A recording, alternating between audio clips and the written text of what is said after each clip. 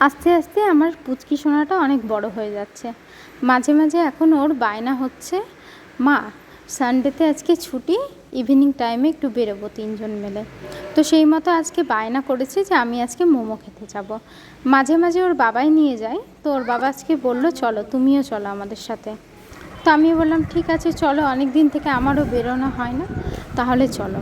তো সেই মতো তিনজন মিলে একসাথে বেরিয়ে পড়েছি একটু মোমো খাবো তাই।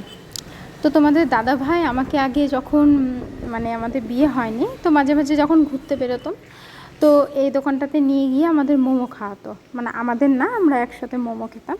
তো সেই দোকানেই নিয়ে এসেছে আজকে অনেক দিন পর, আর আমি খুব পছন্দ করি এই দোকানটার মোমো খেতে। তো মাম্মাম দেখো এই যে মোমো নিয়ে বসেছে, আমি আর মাম্মাম নিয়েছি ভেজ, আর ওর বাবা নিয়েছিল চিকেন। তো মাম্মাম খুব এনজয় করে খাওয়া দাওয়া করেছে। আর সবশেষে আজকে যে চারটা উঠেছিল না, সেটা খুব সুন্দর, আর কম্পিটিশান চলছে দেখো দুজনের মধ্যে। তো দেখো আজকে চারটা খুব সুন্দর লাগছে। তো চলো টাটা, গুড নাইট। এই ব্লগটা আমার অনেক দিন পরে আজকে এডিটিং করছি, যদিও বা এখন গুড নাইট বলাটা উচিত না। তো জানি না কবে পোস্ট করব, কিন্তু চারটা দেখো খুব সুন্দর লাগছে।